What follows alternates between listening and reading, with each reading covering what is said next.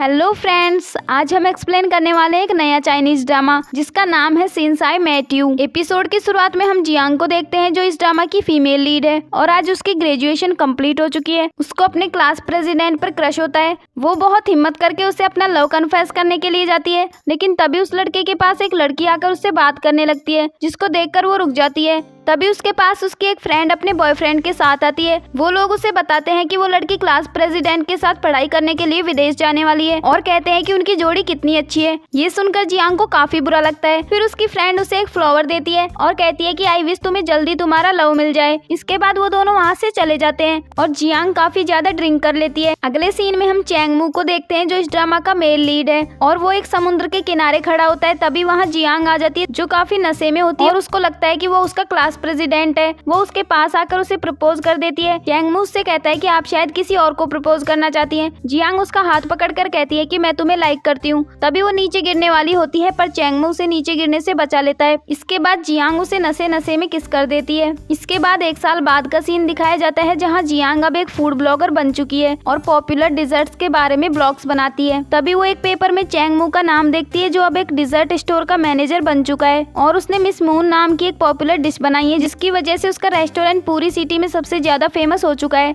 अब हम देखते हैं कि जियांग चैंग मू के रेस्टोरेंट में मून केक के बारे में ब्लॉग बनाने आती है। तभी चैंग मू का दोस्त वहाँ आता है जो उसी रेस्टोरेंट में काम करता है। वो उससे कहता है कि ये हमारे स्टोर की सबसे पॉपुलर डिश है और इसका केवल एक लास्ट पीस बचा है। जियांग उस डिश को ऑर्डर कर देती है और साथ में उससे चैंग मू के बारे में भी पूछती है। तभी चैंग मू उसे देख लेता है और उसे एक साल पहले की बात याद आती है जब जियांग ने उसे नशे में गलती से प्रपोज कर दिया था। वो उसके बारे में सोच ही रहा था कि उससे गलती से केक खराब हो जाता है। वो उसको फेंकने लगता है लेकिन तभी उसका फ्रेंड कहता है कि प्लीज इसे फेंको मत, इसे मैं खा लूंगा। इधर जियांग जब मून केक खाती है तो वो उसको बहुत ज्यादा डिलीशियस लगता है। वो उस केक के बारे में आर्टिकल लिखने लगती है। तभी चैंग मू उसके सामने आकर बैठ जाता है और जियांग उससे कहती है कि मून केक काफी डिलीशियस बना है, तुमने इसमें ऐसा क्या मिलाया है। तभी चैंग मू को पता लगता है कि वो उस दिन के बारे में सब कुछ भूल चुकी है। वो उसे मून केक के बारे में कुछ भी नहीं बताता क्योंकि वो उसकी सीक्रेट रेसिपी थी। उसके जाने के बाद जियांग चैंग मू के बारे में लिखती है कि ये काफी गुड लुकिंग है बट ये बिल्कुल भी अच्छा इंसान नहीं है। इसके बाद हम देखते हैं कि जियांग शाम तक उसी रेस्टोरेंट में बैठकर आर्टिकल लिख रही होती है। इवन चैंग मू के सभी दोस्त जो उसके साथ काम करते हैं वो भी घर चले जाते हैं। तभी चैंग मू आकर जियांग से कहता है कि स्टोर अभी क्लोज होने वाला है। तभी जियांग उससे फिर से मून केक की रेसिपी पूछने लगती है लेकिन चैंग मू कहता है कि मुझे इंटरव्यूज देना पसंद नहीं है। इसके बाद जियांग रेस्टोरेंट से बाहर आ जाती है और उसको चैंग मू पर काफी ज्यादा गुस्सा आता है तो वो चैंग मू को उसकी पर्सनैलिटी के लिए 0 स्कोर दे देती है। इसके बाद अगले सीन में हम देखते हैं कि चैंग मू घर आकर उस इंसिडेंट के बारे में सोचता है जब जियांग ने उसे गलती से प्रपोज कर दिया था। उस दिन चैंग मू ने उसे अपना नेकलेस उतार कर दे दिया था और उसका दिया हुआ रोज अपने पास रख लिया था। फिर वो सोचता है कि क्या वो सच में मुझे भूल चुकी है। इसके बाद अगले सीन में हम जियांग को देखते हैं जो अपनी सिस्टर से वीडियो कॉल पर बात कर रही होती है और उससे कहती है कि चैंग मू डिजर्ट बनाने में बहुत अच्छा है पर उसने मुझे मून केक के बारे में बताने से मना कर दिया। तभी उसकी सिस्टर का बेटा भी उससे वीडियो कॉल पर बात करने लगता है जो काफी ज्यादा क्यूट है और उसका नाम है रुई रुई। उससे बात करने के बाद जियांग अपनी सिस्टर से कहती है कि अब मुझे चैंग मू के बारे में और भी इन्वेस्टिगेशन करनी है। उनसे बातें करने के बाद जियांग चैंग मू का पीछा करने लगती है क्योंकि वो उसके बारे में ज्यादा से ज्यादा जानना चाहती थी ताकि वो उसकी सीक्रेट रेसिपी पता लगा सके। वो उसका पीछा करते हुए उसके घर तक चली जाती है लेकिन गार्ड उसे अंदर जाने से रोक देता है। तभी चैंग मू गार्ड से कहता है कि मैं इसे जानता हूँ, इसको अंदर आने दो। जब वो अंदर आती है तो चैंग मू उससे पूछता है कि तुम इतनी देर से मेरा पीछा क्यों कर रही थी। जियांग कहती है कि मैं तो बस मून केक के बारे में जानना चाहती हूँ। मैंने इंटरनेट पर इसके बारे में काफी सारे कमेंट्स पढ़े हैं और सब लोग ये जानना चाहते हैं कि तुमने इसे बनाया कैसे, क्या इसके पीछे कोई स्टोरी है। चैंग मू कहता है हाँ एक स्टोरी है पर मैं इसे तुम्हें क्यों बताऊँ, मैं तो तुम्हें जानता भी नहीं हूँ। ये कहते हुए वो उसके हाथ से वो पेपर ले लेता है जिसमें उसने चैंग मू के बारे में डिटेल्स लिखी हुई थी और वो देखता है कि उसने उसका पर्सनैलिटी स्कोर 0 दिया हुआ था। ये देखकर वो उससे कहता है कि तुमने इसमें बिल्कुल गलत डिटेल्स लिखी हैं, मुझे पूरे 5 स्टार्स मिलने चाहिए थे, इसलिए अब मैं तुम्हें ये पेपर वापस नहीं दूंगा। तभी जियांग उससे पेपर वापस लेने की कोशिश करती है तो चैंग मू उससे कहता है कि अगर तुम अगली बार इस बोरिंग काम के लिए मेरे रेस्टोरेंट में आई तो मैं तुम्हें अंदर नहीं आने दूंगा। ये कहकर वो वहाँ से चला जाता है। अब जियांग घर आकर इंटरनेट पर चैंग मू के बारे में सर्च करती है। तभी उसे पता लगता है कि चैंग मू की एक सिस्टर भी है जिसका नाम चैंग यू है। ये देखकर वो काफी खुश हो जाती है क्योंकि वो चैंग यू की कंपनी में ही काम करती है। इसके बाद वो चैंग यू से मिलने जाती है ताकि वो चैंग मू के साथ उसका इंटरव्यू अरेंज करवा सके। चैंग यू उससे कहती है कि वो कभी भी इंटरव्यू नहीं देता है। इस पर जियांग कहती है कि अगर मैं उसका इंटरव्यू लूंगी तो उसका डिजर्ट स्टोर और भी ज्यादा फेमस हो जाएगा और साथ में मुझे भी एक कंटेंट मिल जाएगा।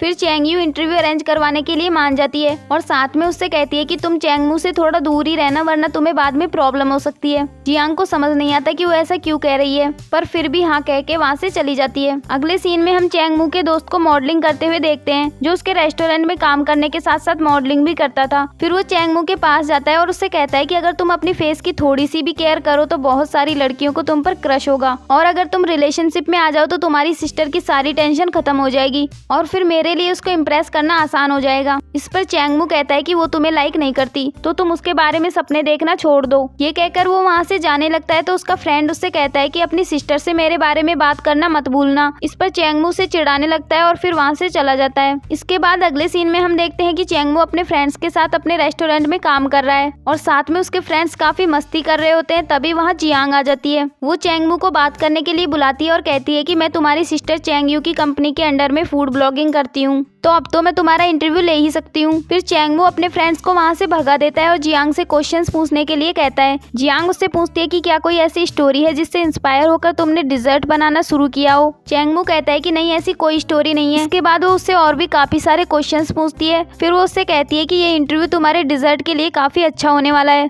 क्योंकि मेरे ब्लॉगिंग अकाउंट पर 1 मिलियन फॉलोअर्स हैं। इससे तुम्हारा डिजर्ट और भी पॉपुलर हो जाएगा। तभी चैंगमू अपने फोन में उसका अकाउंट सर्च कर लेता है और उसको दिखाता है जिसमें केवल 1 लाख फॉलोअर्स थे। इस पर जियांग कहती है कि कोई बात नहीं, फ्यूचर में मेरे 1 मिलियन फॉलोअर्स भी हो ही जाएंगे। इसके बाद चैंगमू से वो स्टोरी बताने लगता है जिससे इंस्पायर होकर उसने मून केक बनाया था। वो कहता है कि 1 साल पहले मैं अपनी लाइफ से काफी ज्यादा परेशान हो गया था। तभी मुझे एक लड़की मिली जिसने काफी ज्यादा ड्रिंक कर रखी थी। उसने मुझे अपना क्लास प्रेसिडेंट समझकर प्रपोज कर दिया, लेकिन उसने साथ में मुझे काफी ज्यादा मोटिवेट भी किया और मुझे लाइफ को दोबारा फेस करने का साहस दिया। इसके बाद जियांग घर जाकर उस स्टोरी को पोस्ट करके सो जाती है और रातों रात वो स्टोरी काफी ज्यादा वायरल हो जाती है। अगले दिन चैंगयू जियांग और चैंगमू को मिलने के लिए बुलाती है, लेकिन साथ में चैंगमू का फ्रेंड भी उसके साथ आ जाता है, क्योंकि उसको भी चैंगयू से मिलने का बहाना चाहिए होता है। तभी चैंगमू अपनी सिस्टर से पूछता है कि आपने हमको यहाँ क्यों बुलाया है। चैंगयू कहती है कि जियांग के आर्टिकल को काफी अच्छा रिस्पॉन्स मिला है और इस आर्टिकल की वजह से एक कंपनी हमारे साथ कॉर्पोरेट करने के लिए भी तैयार हो गई है। मैंने तुम्हें इस बात पर डिस्कस करने के लिए बुलाया है कि अब हमें आगे क्या करना चाहिए।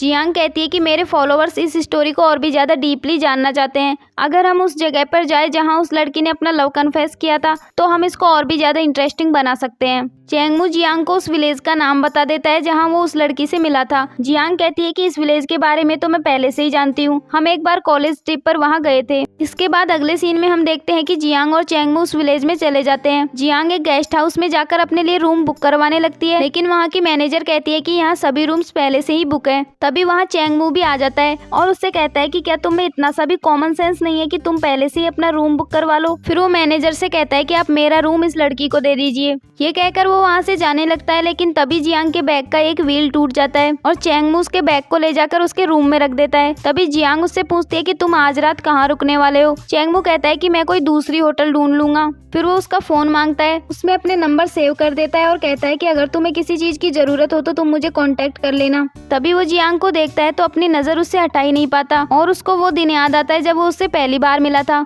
इसके बाद वो उसे उसका फोन देकर वहाँ से चला जाता है। अगले दिन जियांग उस लोकेशन पर चली जाती है और चैंगमू भी पहले से ही वहाँ खड़ा होता है। जियांग उसके पास जाकर उससे पूछती है कि तुम्हें कल रात रुकने के लिए कोई रूम मिला या नहीं। चैंगमू कहता है कि सभी रूम्स फुल थे, मुझे पूरी रात अपनी कार में ही बितानी पड़ी। इसके बाद वो उसके हाथ में एक रोज दे देता है और उससे कहता है कि अगर हमारी कोई मेमोरी किसी स्मेल से जुड़ी हो तो कभी कभी उसी सेम स्मेल से वो मेमोरी फिर से ताजा हो जाती है। फिर वो उसे रोज को स्मेल करने को कहता है। जैसे ही वो उसको स्मेल करती है तो उसको वो मेमोरी फिर से याद आ जाती है जब उसने चैंगमू को गलती से प्रपोज कर दिया था। फिर वो काफी शॉक्ड होकर उससे पूछती है क्या वो लड़की मैं थी जिसने तुम्हें अपना लव कन्फेस किया था। और इसी के साथ ये एपिसोड एंड हो जाता है, लेकिन इस ड्रामा का मेन ट्विस्ट अभी बाकी है जो आपको अगले एपिसोड में देखने को मिलेगा। आपको ये ड्रामा कैसा लगा कमेंट में जरूर बताना। Thanks for watching.